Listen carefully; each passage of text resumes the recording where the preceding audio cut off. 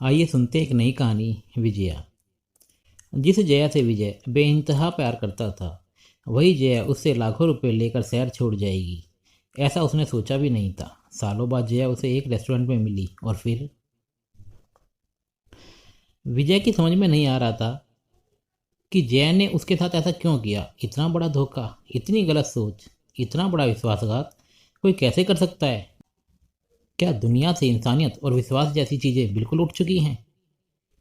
वह जितना सोचता उतना ही उलझ कर रह जाता। जया से विजय की मुलाकात लगभग 2 वर्ष पूर्व हुई थी, एक व्यावसायिक सेमिनार में जो कि स्थानीय व्यापार संघ द्वारा बुलाया गया था। जया अपनी कंपनी का प्रतिनिधित्व कर रही थी, जबकि विजय खुद की कंपनी का, जिसका वह मालिक था और जिसे वह 5 वर्षों से चला रहा था। विजय की कंपनी यद्यपि छोटी थी, लेकिन अपने परिश्रम से उसने थोड़े समय में एक अच्छा मुकाम हासिल कर लिया था और स्थानीय व्यापारी समुदाय में उसकी अच्छी प्रतिष्ठा थी। जबकि जया एक प्रतिष्ठित कंपनी में सहायक मैनेजिंग डायरेक्टर के पद पर थी। जया का व्यक्तित्व ही कुछ ऐसा था कि विजय उसके प्रति आकर्षित होता चला गया। उसके बाद दोनों अक्सर एक दूसरे से मिलने लगे। इसे संयोग ही कहा जाए कि अभी तक दोनों अविवाहित थे और उनके जीवन में किसी और का पदार्पण नहीं हुआ था।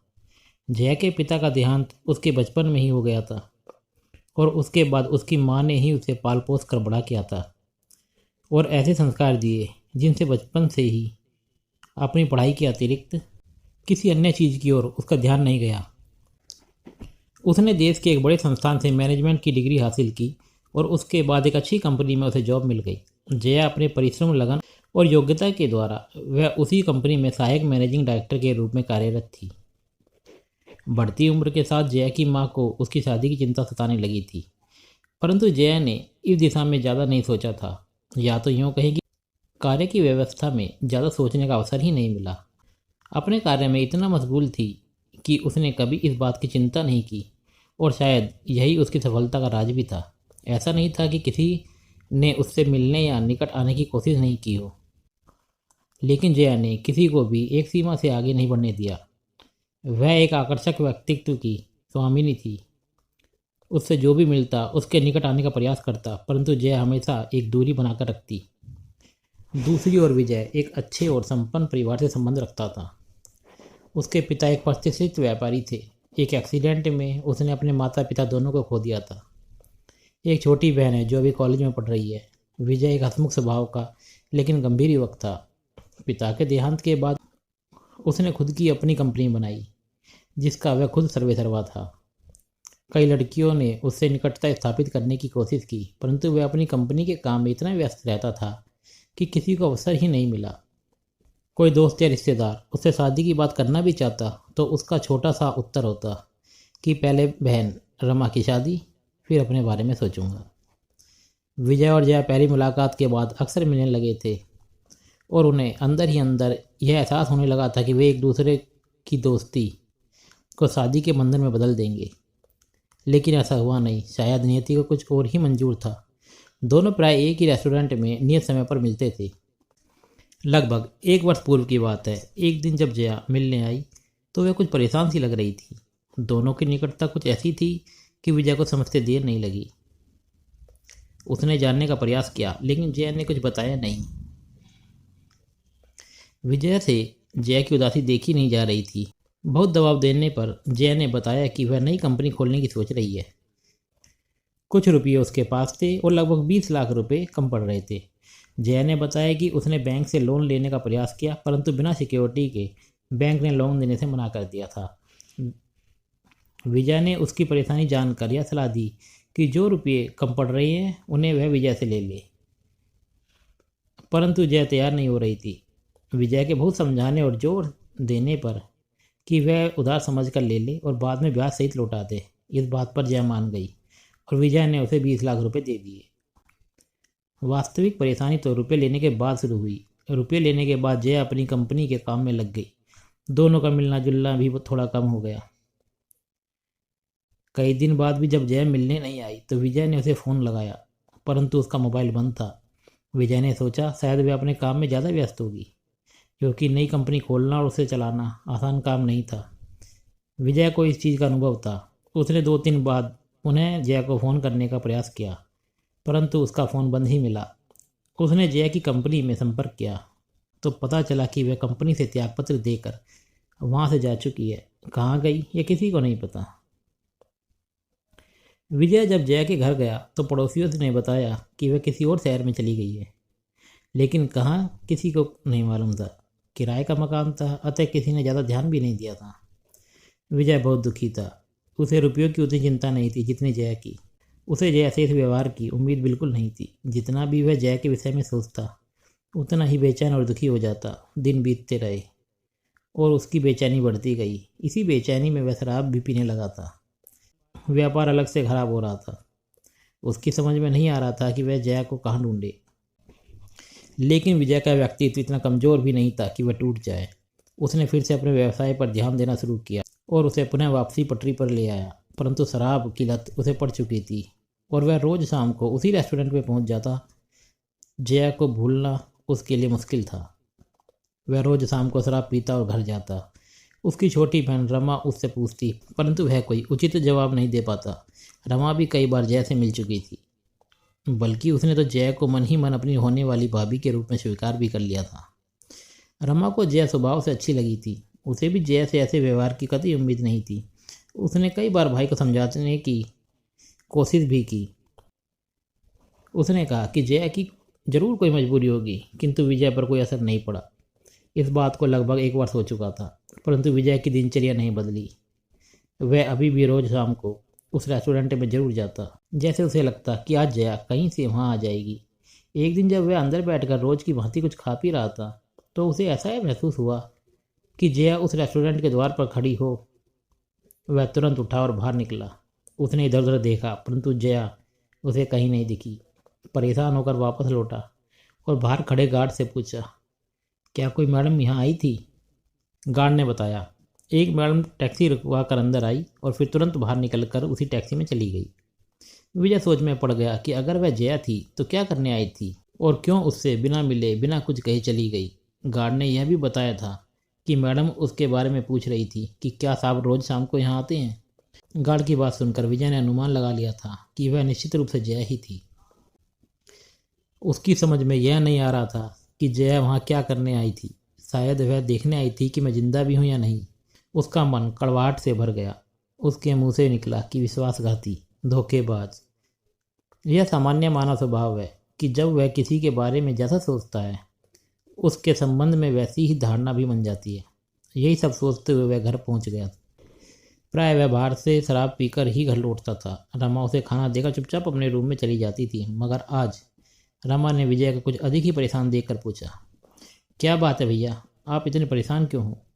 न चाहते हुए विजय ने गुस्से में जया को बुरा भला कहते हुए सारी बात रमा को बता दी। उसकी बात और गुस्से को देखकर रमा सिर्फ इतना ही बोली, भैया जया भाभी ऐसी नहीं है, जरूर कोई मजबूरी होगी। मत कहो उसे भाभी, उसके लिए मेरे मन में कोई जगह नहीं है, विजय गुस्से से बोला। फिर कुछ सोचकर उसने जया को फ़ोन लगाया। उसका मोबाइल आज बंद नहीं था, परंतु जया ने फ़ोन उठाया नहीं। विजय ने कई बार किया, परंतु उसने फ़ोन उठाया नहीं। विजय गहरी सोच में डूब गया। अगले दिन पुनः अपनी रोज की तरह वह फिर उसी रेस्टोरेंट में जाने को तैयार था। आज तो वह अपने ऑफिस भी नहीं गया था। जब वह घर से निकलने लगा तो रमा भी साथ चलने की जिद करने लगी, परंतु उसने मना कर दिया। भला वह उसके सामने कैसे शराब पी सकता था? पता नहीं, रोज रात को उसके कदम स्वतः ही उस रेस्टोरेंट की ओर उठ जाते और वह यंत्र चालित सा वहाँ पहुँच जाता। रेस्टोरेंट पहुंचकर वह अपनी निर्धारित टेबल पर पहुंचा ही कि सुगंध आश्चर्य से भर उठा, क्योंकि वहाँ पहले से ही सामने वाली कुर्सी पर जया विराजमान थी। खुशी, दुख, अवसाद, घृणा और आश्चर्य जैसी भावनाएं जब एक साथ किसी मनुष्य के अंदर उत्पन्न होती हैं तो सहसा वह कुछ भी नहीं बोल पाता। बस वह जया को एकटक घूरे जा रहा था। उसने महसूस किया कि जया पहले से थोड़ी कमज़ोर हो गई है, परंतु उसकी सुंदरता, चेहरे के आकर्षण और व्यक्तित्व में कोई कमी नहीं आई थी। जया ने ही पहल की, कैसे हो विजय? विजय कुछ नहीं बोल पाया।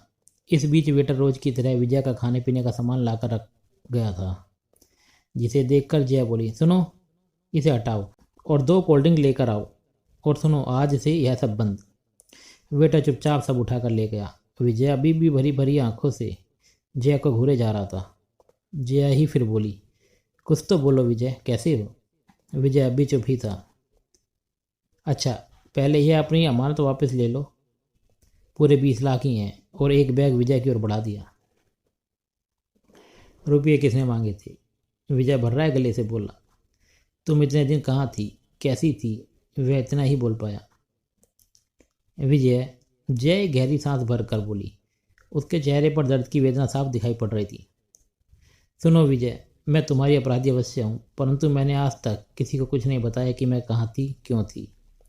जया थोड़ी देर के लिए रुकी, फिर बोलना शुरू किया। वास्तव में मुझे तुम्हें पहले ही बता देना चाहिए था, लेकिन तुमसे रुपये लेने के बाद मैं इस स्थिति में नहीं थी कि तुमसे कुछ कहूँ। तुमसे पैसे लेने के बाद मैंने अपनी कंपनी का काम शुरू किया। काम अभी प्रारंभिक अवस्था में ही था कि अचानक माँ की तबीयत बहुत ज़्यादा खराब हो गई। मैं कंपनी का काम भी ठीक से नहीं कर पा रही थी। अंत में मुझे कंपनी का काम बीच में ही रोकना पड़ा। माँ के इलाज में तुमसे लिए रुपये और मेरे खुद के रुपये खर्च हो गए। काफ़ी रुपये नई कंपनी के प्रयास में पहले ही खर्च हो चुके थे, परंतु खुशी सिर्फ इस बात की है कि मैंने माँ को बचा लिया। विजय बोला। तुम इतनी परेशान थी तो तुमने मुझे क्यों याद नहीं किया? क्या तुम मुझे अपना नहीं समझती हो, या तुम्हें मेरी याद ही नहीं आई? माँ जी तो अब ठीक है ना? जय बोली। हाँ, अब ठीक है। और रही तुम्हारी याद आने की बात, तो याद नहीं आती तो मैं आज यहाँ क्यों होती?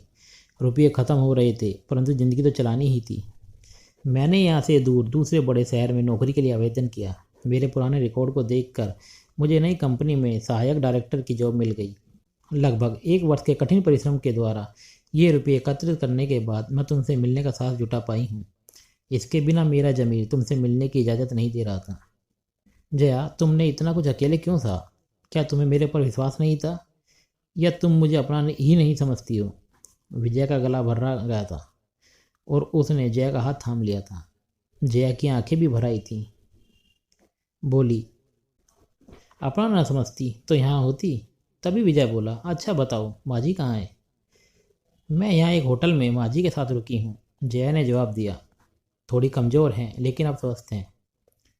बताओ, घर होते हुए भी माँ जी को होटल में रखा है?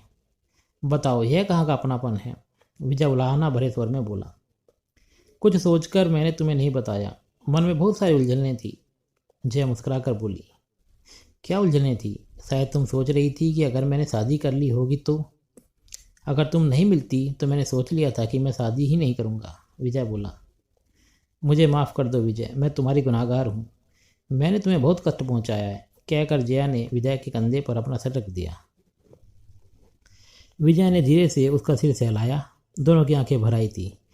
कुछ देर मूर्तिवत खड़े रहे। फिर अचानक विजय ने जय को अलग किया। अरे, यह तो बताओ कि मेरी अमानत तो वापस ले आई हो, परंतु उसका ब्याज कौन देगा? अरे भैया, ब्याज में तो भाभी खुद आ गई हैं।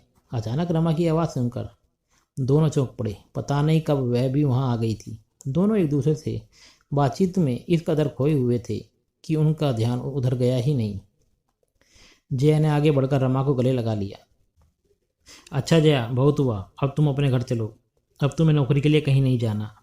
पहले हम लोग होटल चलेंगे, माँ जी को साथ लाएंगे, फिर घर तुम्हारा, कंपनी तुम्हारी और यह परिवार हमारा। विजय बोला। विजय की बात सुनकर तीनों हंस पड़े और फिर रमा की खुशियों से परिपूर्ण आवाज़ गूंज उठी। आज से विजय भैया और जय भाभी अलग नहीं रहेंगे। अब दोनों साथ साथ विजया बनकर रहेंगे। क्यों भाभी, है ना? रमा की बात पर तीनों हंस पड़े। इस कहानी को सुनने के लिए धन्यवाद। हमें कमेंट करके बताएं कैसी लगी आपको ये कहानी। यदि आप लोगों के पास कोई सुझाव है तो कृपया साझा करें और किसी भी प्रश्न को पूछने के लिए स्वतंत्र महसूस करें। और हाँ, अगर आपको मेरी ये कहानी पसंद आई तो प्लीज़ लाइक, सब्सक्राइब और शेयर करना ना भूलें। एक बार फिर धन्यवाद।